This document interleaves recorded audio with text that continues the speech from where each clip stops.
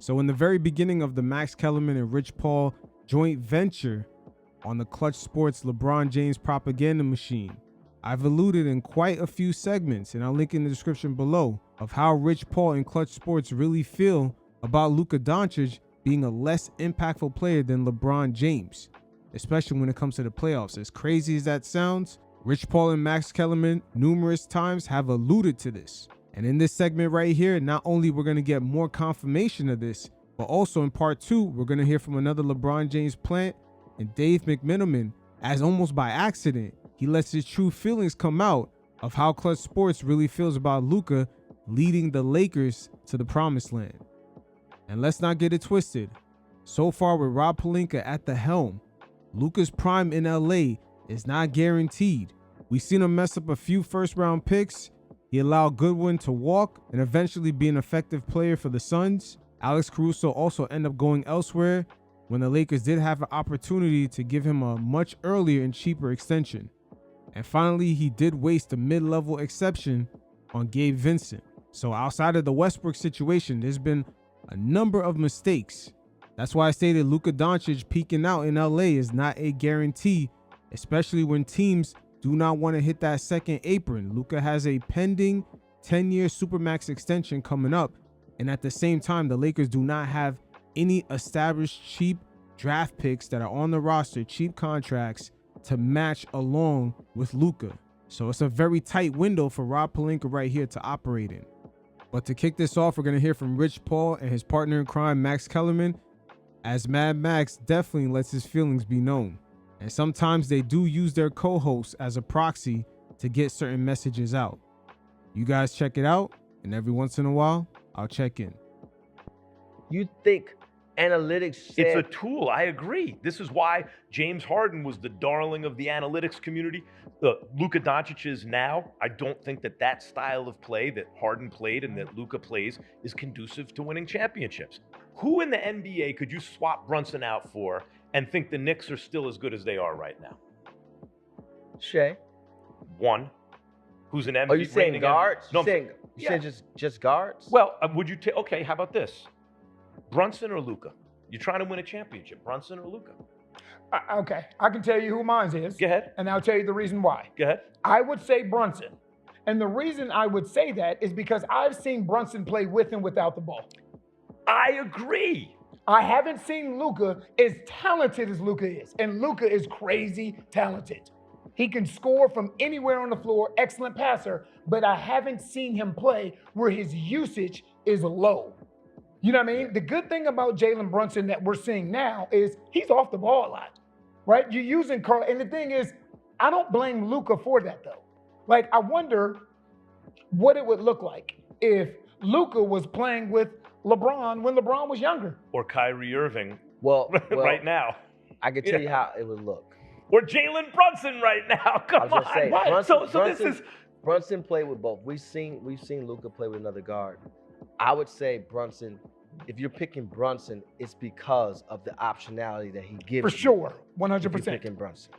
Now, once again, notice in this segment, Luka is LeBron's teammate, but yet they're justifying the fact that Jalen Brunson does give a team more optionality.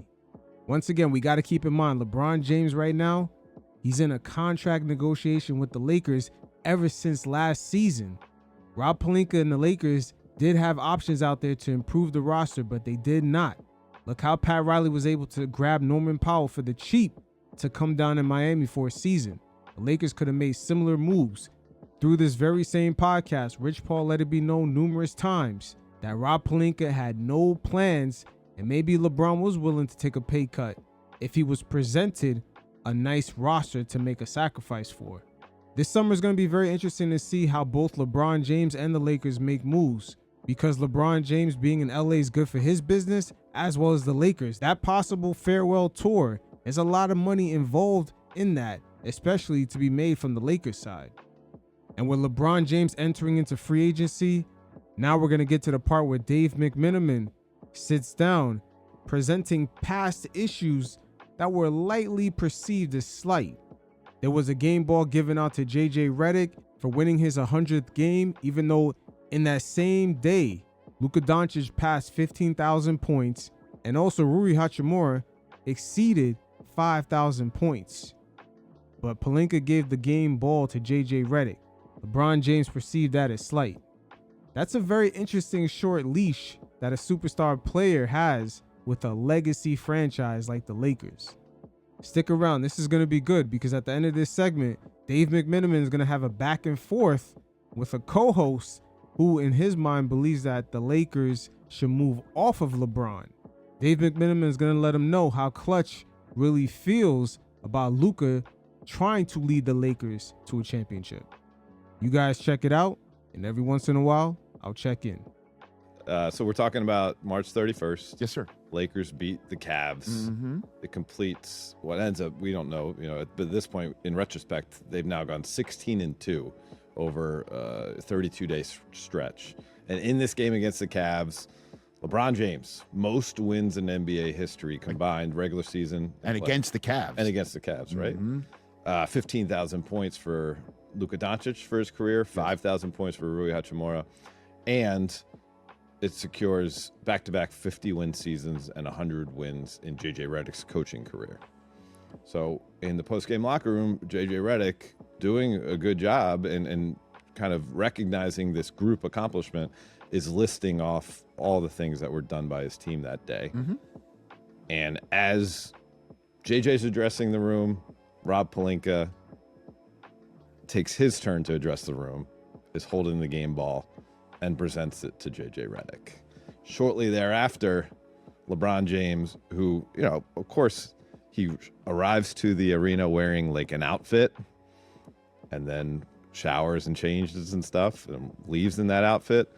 Well, this night was still in the practice shorts, ice bags on his knees, slide sandals on his feet. And he walked right out. Walks out. By the way, Dave McMenamin here on the Rich Eisen Show talking about his piece that's on ESPN.com that's kind of burning up the entire NBA community, and certainly here in Los Angeles, California, live on the Rich Eisen Show. So LeBron James walked out with bags of ice on his knees? Or took those off and left? Do we know that? No.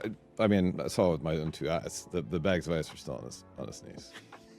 And so this is like, he's just out. So to be clear, I'm this out. isn't because he doesn't think JJ Redick is deserving of a moment. It's not about that at all. Yes. He has a great relationship And it with was a JJ beautiful moment. The video of his children Yes. saying, "Congratulations, Dad." Right. Beautiful moment. It was taken by LeBron to be another example of the Lakers not appreciating him. And that completely sounds like LeBron. You got to read the room with him. Oh, LeBron's upset. He just walked out with bags of ice on his knees. Again, the thing with the Laker organization, they're used to having stars. And LeBron being from small town Akron, where they cater to their stars, almost like a god. It's just the Laker building, they're so used to it. And not only there's a new sheriff in town, we got to take a look at the new owners. How do they feel about this current Lakers team, knowing that they have an impending 10-year Supermax contract to give out to Luka? In order to win in today's NBA, teams have to spend money. And the Lakers' brand new owner, he borrowed a lot of Saudi and private equity in order to buy that team. With that said, them just only being a year out from buying the team, we really haven't seen them make moves like that, even though Luka's in his prime. Where does that come from? I think it's from an 8-year relationship that has had a lot of stuff build up.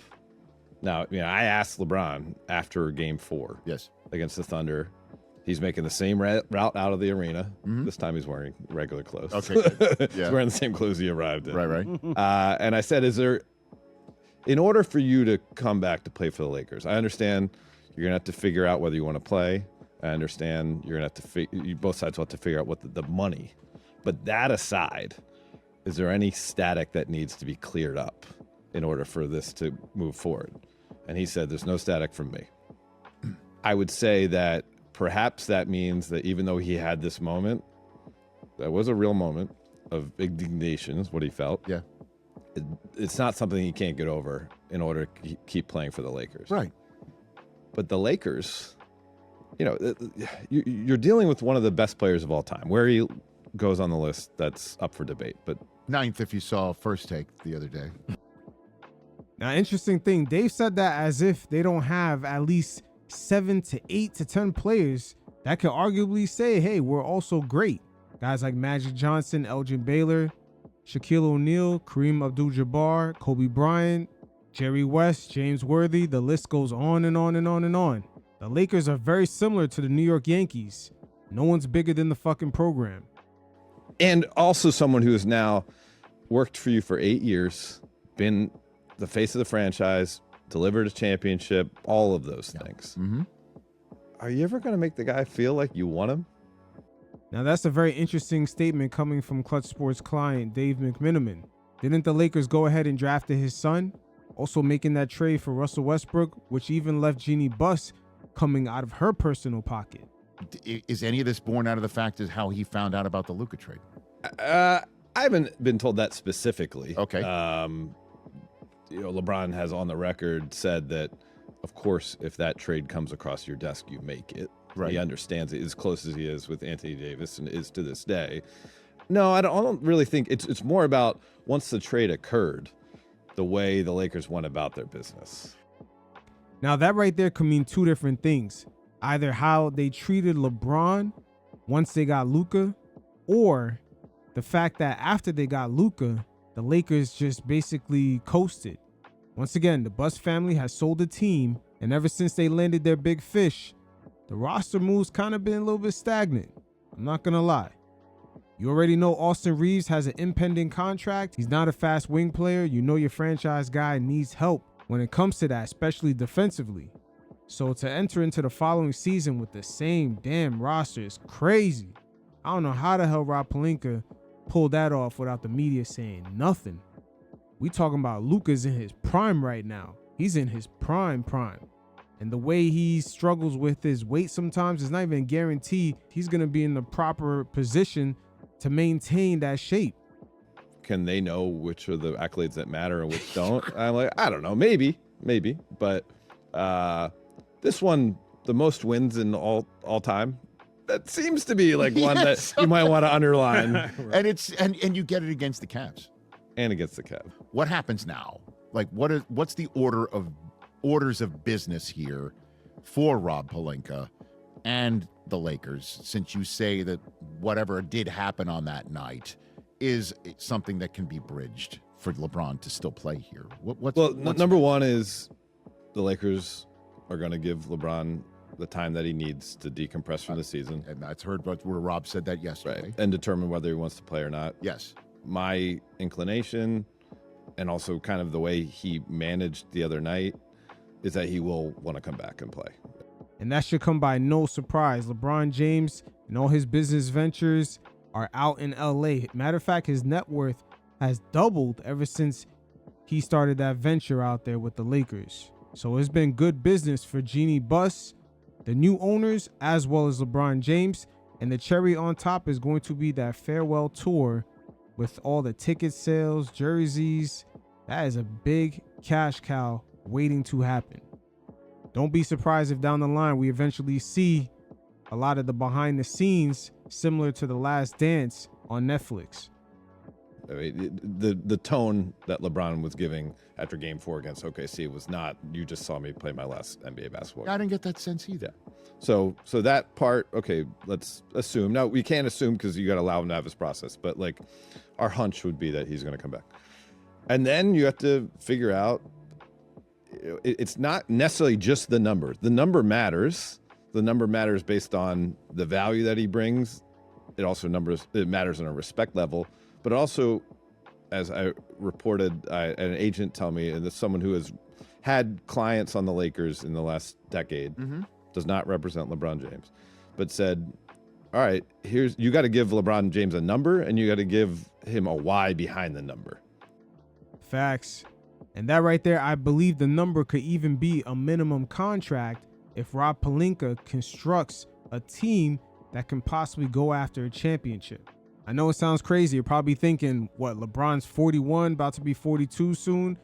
But just like in my previous segments, in regards to this situation, Rich Paul and Max Kellerman has alluded to multiple times that LeBron James feels that he's more impactful at this point of his career when it comes to winning than Luka is.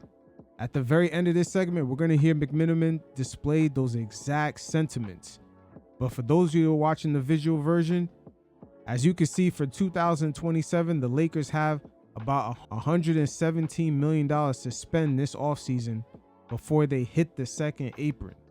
Keep in mind that excludes LeBron James' salary, Austin Reaves not opting out of his deal yet, which he probably will, and the Lakers still having to fill a bunch of players in between, a bunch of established guys. They don't really have young draft picks that are on the come up, that's been on the team for 2 or 3 seasons. A lot of the mistakes Rob Pelinka has done in the past, it's looking like it's going to force Austin Reaves, if he wants to stay, to take a pay cut.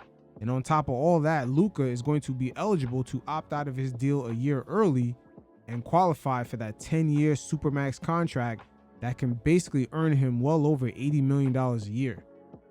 That's just Luka alone. I repeat, he could be making well over $80 million a year. So you see where the conundrum is for these brand new owners that spent well over $10 billion using Saudi money and private equity. They're going to want their return on investment, maybe not necessarily being aligned with building a championship team where you're paying well over $150 million a year just in luxury tax. And if that number is under market value, then you got to say, we want you to take X because we plan to do Y with those extra dollars. And like, if for a guy who claims to be about winning and says that that is something that continues to fuel him, that should fall on a receptive ear. And I think you look back to the negotiations 2024, LeBron James took a pay cut. It was minor, but he did take a pay cut to help the Lakers get out of the second apron restrictions. And he would have taken a larger pay cut had the Lakers been able to convince someone like a James Harden, Jonas Valanciunas, or Klay Thompson at the time to take the money that he would have left on the table. Hey, right there, David Miniman confirms it. LeBron James would have took a pay cut had Rob Pelinka actually present something that made sense, something of substance. And unfortunately, he did not. He struck out on all those facets. The Klay Thompson signing. Like I said, Norman Powell was out there for cheap. Pat Riley picked him up. There's always options. And if you really believe in Luka especially, you will maximize that prime window right now.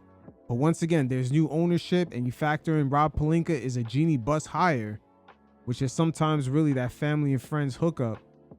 And he hasn't really proven that he's a solid GM to bring the Lakers to the promised land. He has not proven that at all.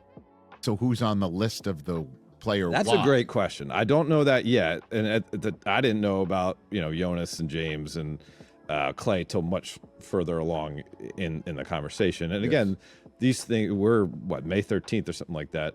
These are conversations that probably should happen around the draft in late June. Well, Austin Reaves is one of them, right? Oh, yeah. LeBron loves playing with Austin Reaves. Right. And you could see that. Yeah. You could see that. Yeah. And obviously Luka's going to be there. And if I'm the Lakers, I want to see these three guys together. Now, those are interesting statements about Austin Reaves, because Rich Paul has alluded to multiple times in that whole podcast venture with Max Kellerman that Austin Reaves should have been traded elsewhere for additional pieces to put around Luka. Once again, I'll link that in the description below. But how do you put this all together? And who's the one who decides? Is Jeannie still, Jeannie's, full thumb on the scale here? New management, because this is a lot of money we're talking about committing. A lot, right? And also, Jeannie knows better than anybody about what it means to have somebody of LeBron's stature retire, and the Lakers do the Lakers thing by rolling it out. Like, you want to talk about respect? I mean, they will roll it out for him if that's what LeBron wants, don't you think? I mean, right. So we're not totally sure whether.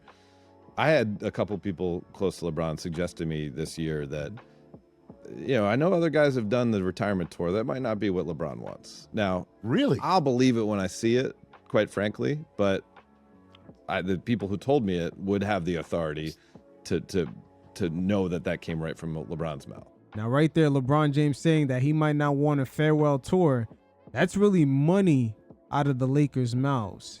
A situation like that, I wouldn't be shocked if he feels slighted and he'll take his farewell tour with another franchise. And that's a huge revenue generator right there.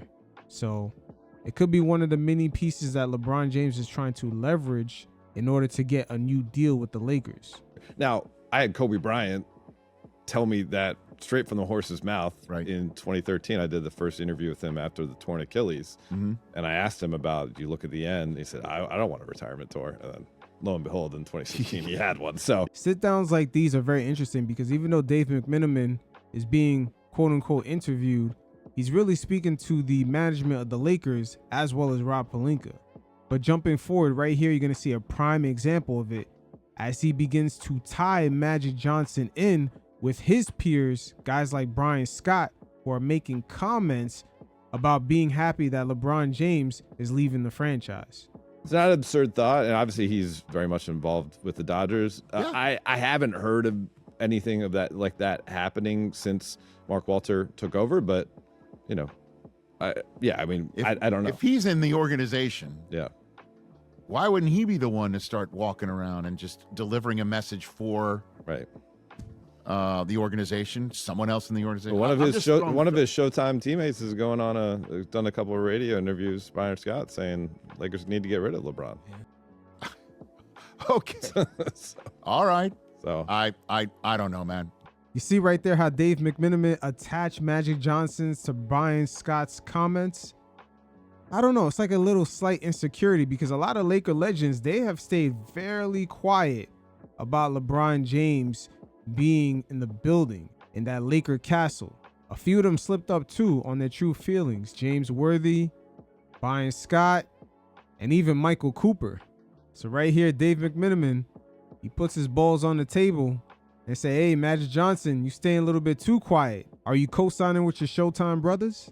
But jumping forward, Dave McMenamin continues to stand 10 toes down and lets it be known that LeBron James is not only the Lakers' best playoff player this season, but also even while he was playing with Luka last year.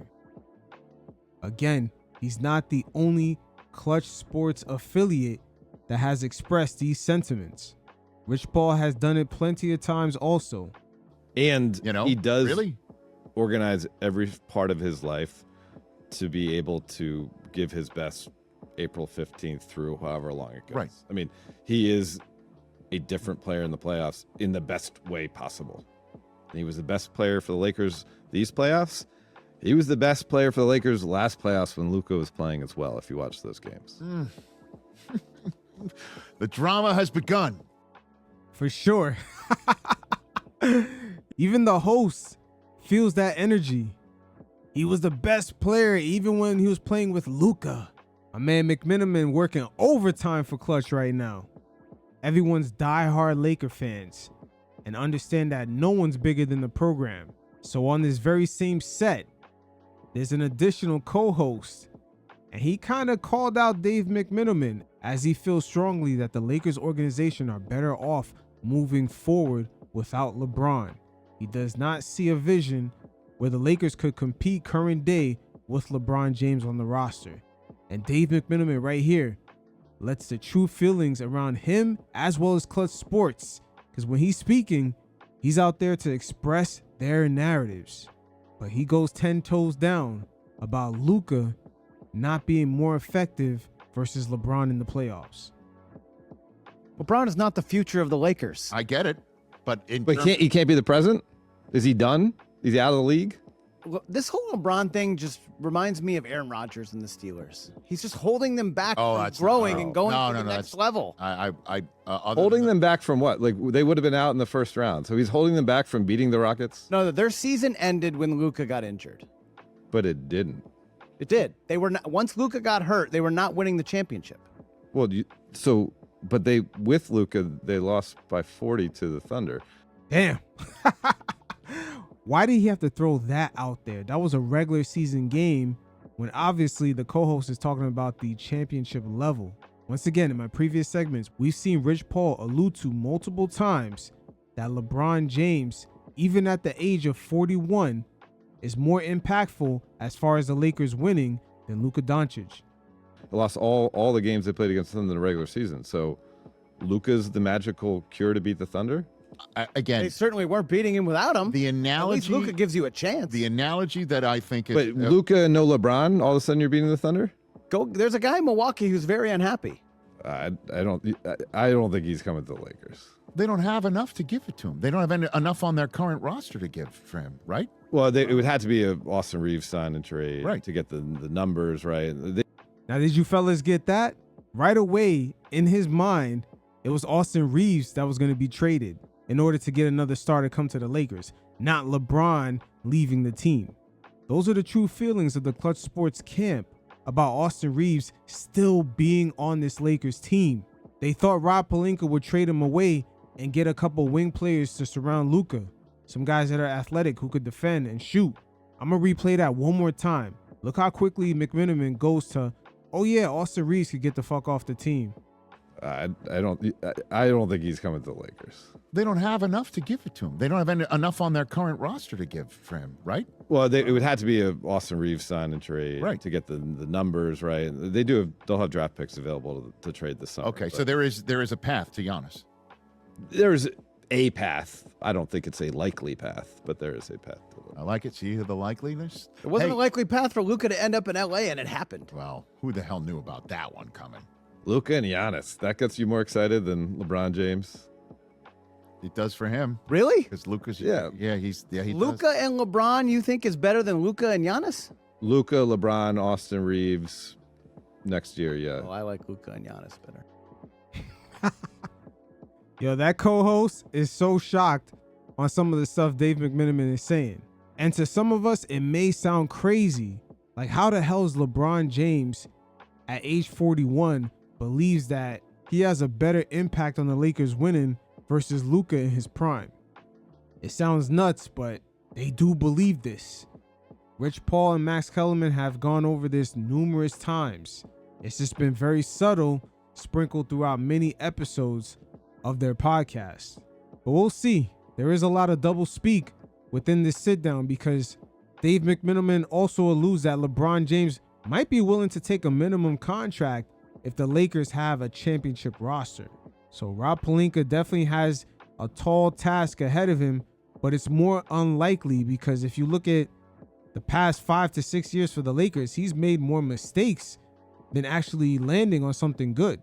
But we'll see how it plays out. This was a nice confirmation on the sentiments of not only LeBron feeling like he impacts winning on the Lakers more than Luka, but also they're willing to take a pay cut as long as Rob Pelinka presents a championship-worthy roster in front of them, which he did not do last offseason.